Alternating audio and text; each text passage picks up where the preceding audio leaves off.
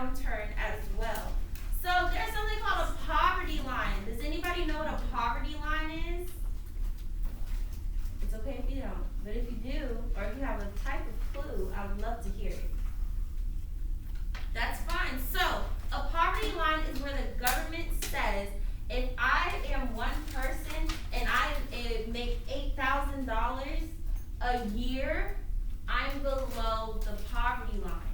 So just imagine if you're a single mother with 4 children and you're making at least $12,000 a year. Do you think she's above or below the poverty line? Below. Below. Good job. So, I'm sorry, today the poverty line for singles is a little under 13,000. But 13,000 in New York City, we won't even get your cab fare. 13,000 in Enid, Oklahoma, you may muddle through, because rent's cheaper, even that kind of stuff. So, while we have a poverty line, where you live is whether it's really super bad or just really bad. Well, I know there's some areas of the world, like even the United States, where you could buy like a house and a couple acres for like less than like 25 grand or something like that. mm-hmm. I rented a 2-bedroom house on a 5-acre farm lot for $50 a month. But that's in North Dakota, 8 miles away from town. How long ago was that? Oh, 40 years ago. But, all right, so double it. It doesn't matter. There they would let you, they'd rent it cheap to keep the pipes from freezing, because it's just going to fall apart by itself. Hello. Hey there.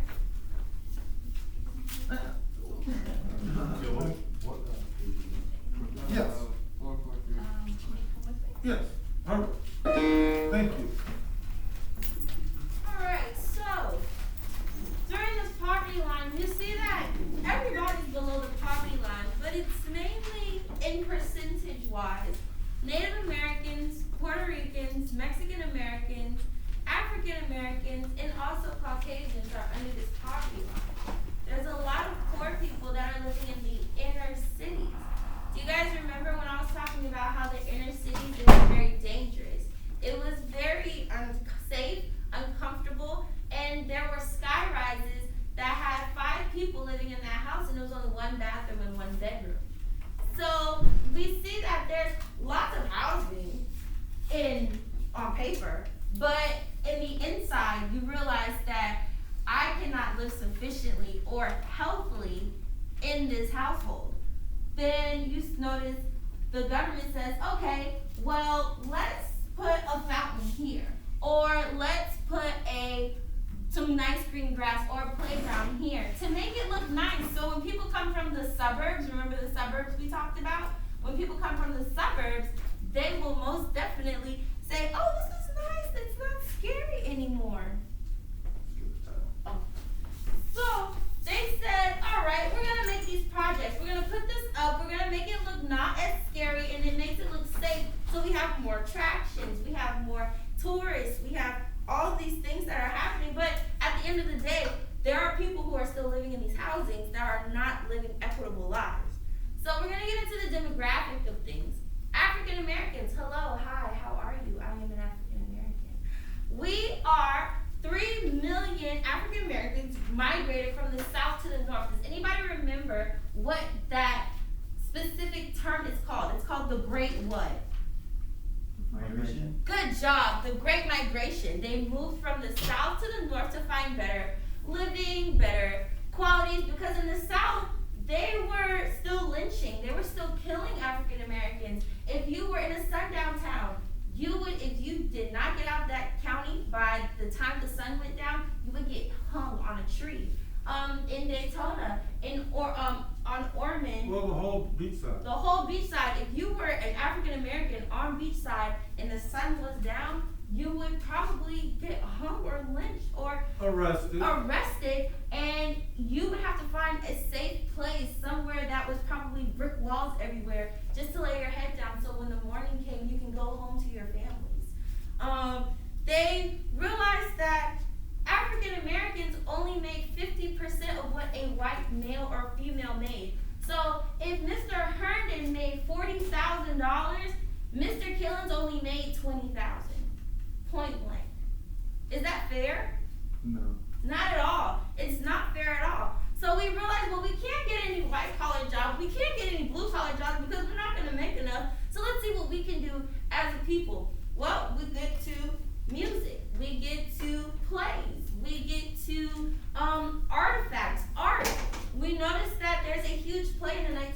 called A Raisin in the Sun. And it's about the ghettos are killing us, and not only our dreams, but our bodies. Because we're still living in these houses that you can barely even live a sustainable life in. So, my Hispanics, where are you? Hispanics, any Hispanics in the house? No? Alright, that's fine. So there are a group called the Bracaros. They were about 5 million Mexicans that worked on farms and ranches in the 1950s. They were considered temporary contract workers. Now, the problem with the Bracaros is that they would be on the farms, they would be on the ranches, and they would pick barrels of fruit, barrels of vegetables, probably the size of Mr. Eddie's printer, and they would only make 75 cents per barrel. Is that fair? My dad would move irrigation pipe over like big cornfields and only make like 10 cents a pipe. Yeah, it'd be less than 75. Oh. It'd be maybe 20 cents a bushel, and that's what they do. But at least on the pipe doesn't get longer.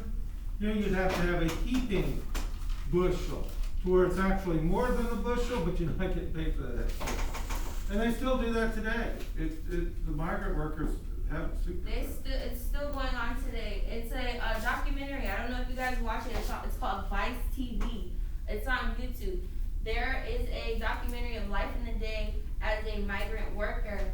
This man, he was up from 5 a.m. and he didn't go to sleep till 9 a.m. and he only made $45 picking fruits and vegetables. That was 2020, not even a year ago, 4 months ago. So, a migrant worker described how life was in the 1950s. He said that it was poor food, substandard housing, prejudice and discrimination, physical mistreatment, and exposure to pesticides. Does anybody know what a pesticide is? Like something that kills bugs off plants and stuff. Good job, Air 5. 1, 2, 3. So, it is something, and that's what they know. They don't know any different. So, it's like you were raised off of that. Therefore, they thought that was normal. But is that normal, you guys? No, not at all. So, we talked about African Americans. We talked about the Hispanics. So, we're going to get into the Native Americans. And in my opinion, the Native Americans had it the worst coming. They were still the nation's poorest and most disenfranchised ethnic group. But we give them this land. It's called a what? A reservation. We say you can stay here as long as you want. Just don't leave it there. Just don't leave. But now it's the 1950s. We got cars. We got rock and roll. We got music. We're living the best life. Come on, Native Americans. It's time to get with the program. It's time for you to start dressing up like an American citizen. It's time for you to move out of your reservation, move inside the city, and work a job. But also, while you're doing that, we want you to take away all of your traditions, all of your culture, and also just be a regular American citizen. How would you feel, Brian, if I told you you can't do anything that's French anymore? Would you be mad? Yeah, I'd be mad too. I'm Jamaican, therefore, if they told me I couldn't eat oxtails no more, what's up? Like, I'd be mad. I love oxtails. So they're taking away a tradition, something instilled in me, something that I've known since I was a child. And they say, you can't do that anymore. Throw away all of your traditions, throw away all of what you believe in, and be a regular American citizen. I don't believe that's fair. Does anybody else think it's fair? Raise your hands if you think it's fair. Raise your hands if you don't think it's fair.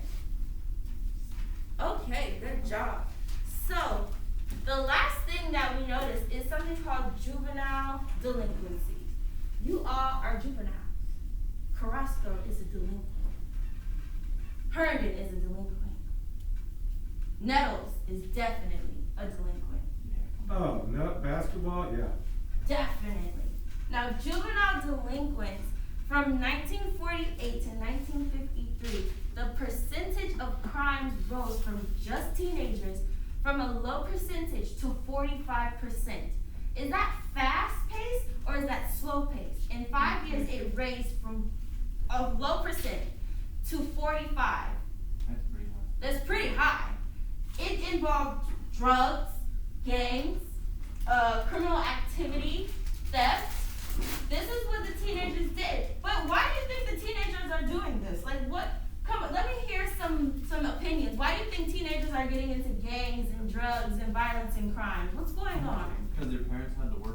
weren't at home as much, so they had to find something to do with themselves. And when you give a teen too much time, they're gonna find themselves in trouble. This was the pure definition of what we call now, they were for the streets. They were definitely for the streets. They, Okay, that's. well, okay, let's think of it in that type of, Okay. not the way, telepath. Okay, so why do you think, society hates teens? Americans stereotype them as scary, irrational, impulsive. They were just like, oh, if Nettles went home in the 1950s with that length of hair, his mother would fall out. Oh my gosh, my son is a delinquent. Well, maybe in the 60s, 50s, even the gangbangers had kind of short hair. He But didn't have short. in the 50s? No, Nettles didn't have short. Oh, no. But in the 50s, even the gangbangers had short hair. He's bald. In the 60s, the protest would be the long hair. The 70s. But that's when it's- why are you, Miller, why are you people so angry? It's your anger that gets you to cause crime, to commit these things. You can't get a haircut. I don't know if it's anger or not, but there's always that little separation between youth and full-fledged adulthood. And nobody can really explain all the reasons, but it's still there. Well, while this juvenile delinquency is happening, you start to see programs start to get implemented throughout the government. You see that schools start to implement math and science more heavily. And they try to make sure that the students understand, just different things because they want them to be a viable citizen in society. Oh, I thought you had a question. So they're the ones that screwed us over. No, they're the ones that helped you guys. We wouldn't be delinquents anymore. We don't want any more teens going to jail anymore. We're tired of it. So they just made math a little bit more extensive, science a little bit more extensive. They made things more extensive. They made after school programs. They started making enrollments for if you did want a job, you can get it. And they also started to make teen hangouts. So it would be like a little, not really a club per se, but like the after school, like Boys and Girls Club. You guys know the Boys and Girls Club, or YMCA. They started doing things like that, so it was a place that you could be, and you could stay safe, and you could still have fun, and it was people overwatching you as well. So I'm gonna show you guys a little short film. It's really good in my opinion about juvenile delinquency, and whenever you're ready. Huh? Yes, please, thank you.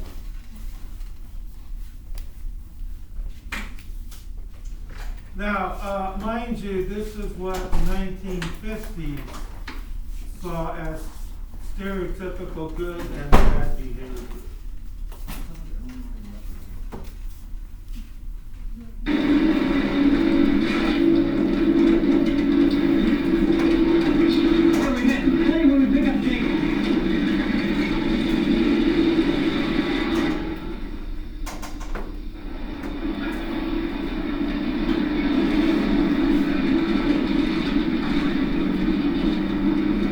What's that guy waiting for? Get him a bomb!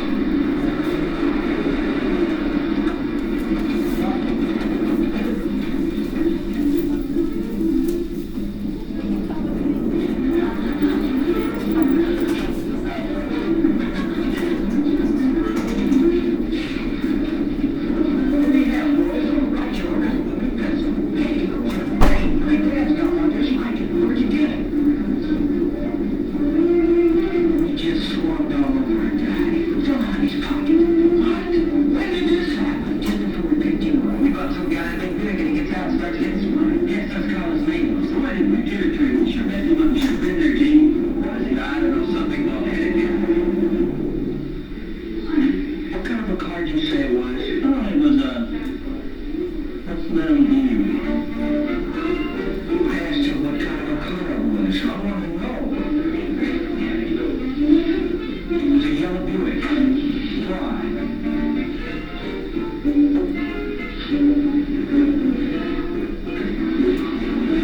do you want to know for, Jamie?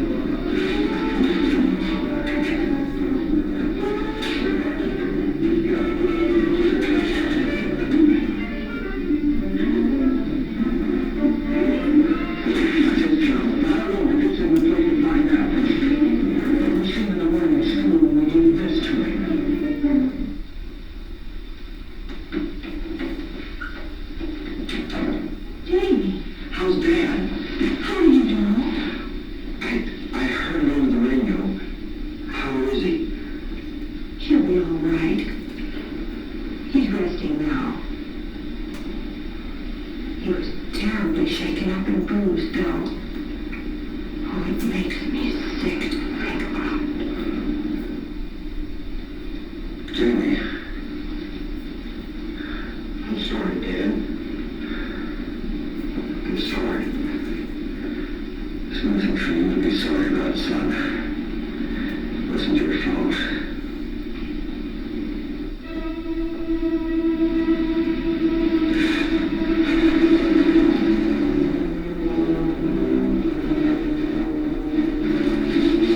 I'm all right now. You better get upstairs to bed. I'm sorry, Dad.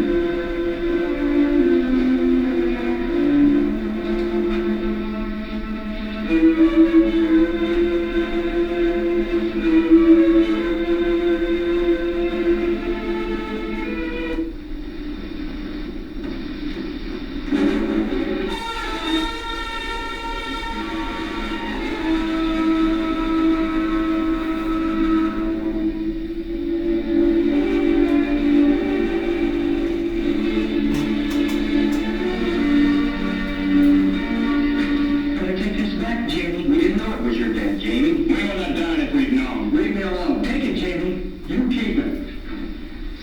I don't want anything more to do with it. Now look, Jamie, don't get smart. Don't forget, you could have been along instead of one of us. Could have been one of our dads. Wouldn't see me moping around if it had been my old man. Don't worry.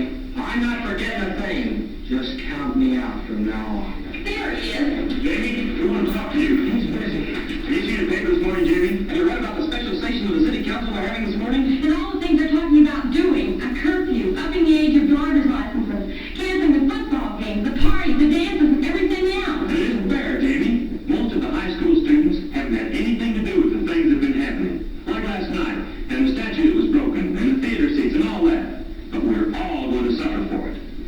I didn't have anything to do with it either. And don't look at us. We didn't kick over any statues. You've got to help us, Jamie. Well, what do you expect me to do? We're going over to the city council meeting right now and see if they won't listen to our side before they do anything about it. Mr. McPherson said we could go. He excused us from school. And he said you could go with us. Look, all of you, leave me out of everything you're planning. All I want to do is mind my own business. But this is your business, Jamie. You heard him. He's not going anywhere.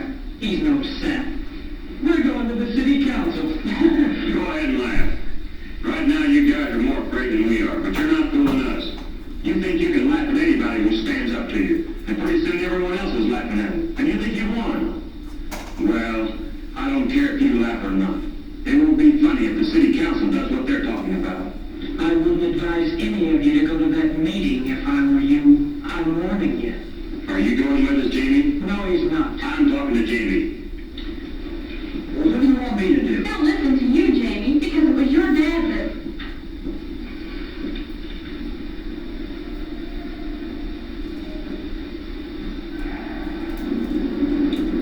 I'll go with you. We're not going anywhere.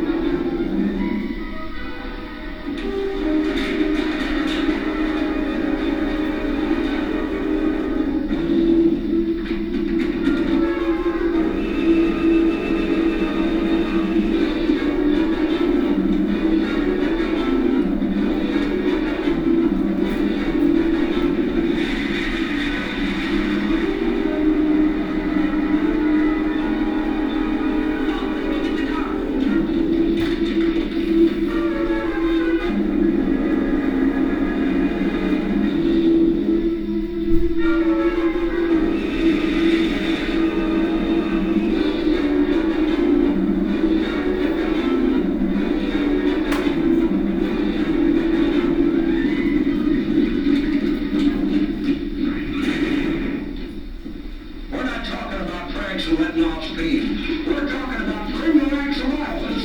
I say if these kids run us around beating up people and reckon things to prove how tough they are, then it's time we prove to them just how tough we are. Very well. Can we say something? I'm sorry. What's all this? Do you have some facts to give us that we don't already have? I don't know whether you'd call them facts or not, but, well, everybody keeps talking about teenagers as if we were a bunch of freaks or something. We're just wasting time. We're wasting too much time already. We've invited Mr. McPherson here. He's principal of the high school, and he can tell us anything these kids can tell us. No, I'm sorry, I can't. That's why when these students came to me today, I asked them if they'd be willing to come down here and put their case before you.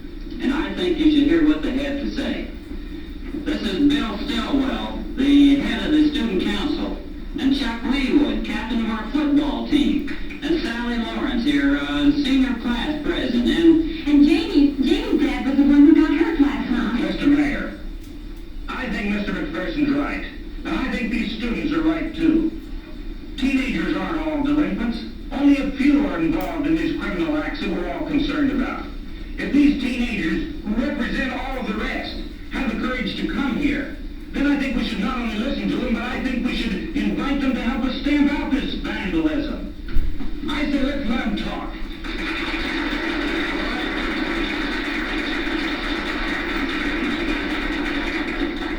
We don't want to punish all teenagers for the trouble a few are causing, but something has to be done.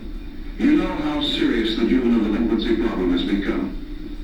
We have to take some action to prevent this sort of thing from happening again. Now, if you have some suggestions to offer, we're willing to listen to you. What can we do? And what can you do to prevent juvenile delinquency? You tell us. Lock 'em up. Punks. All right, can you get the lights for me, Brown? Thank you. So, after watching that, I just want you guys to do a couple questions. I saw you do a couple of you guys doing it during the lesson, but page 443, numbers 1, 2, and 5.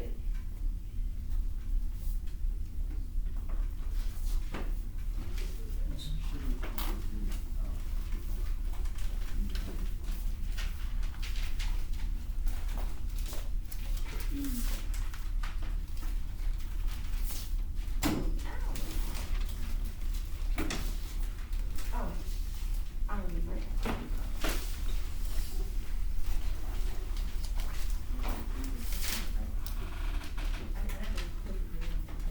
Oh, let me just take a quick look.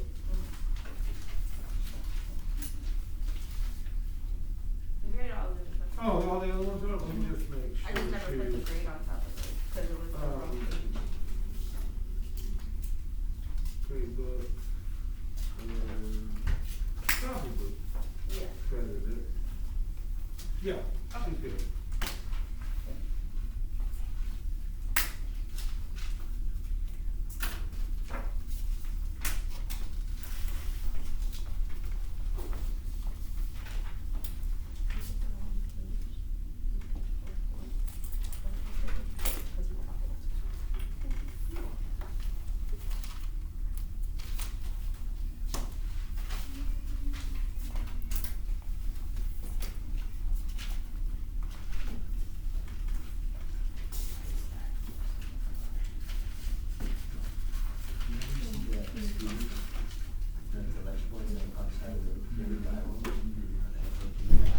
Well, the small ones, they're just like ones you stand on.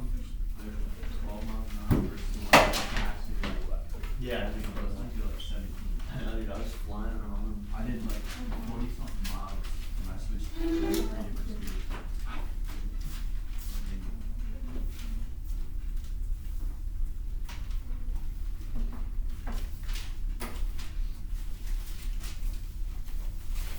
I did a lot of fun.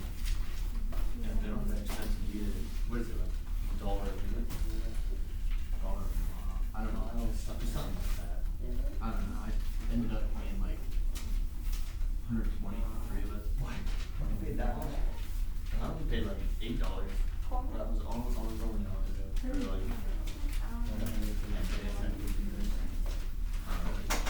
on it for like 6 hours. Yeah.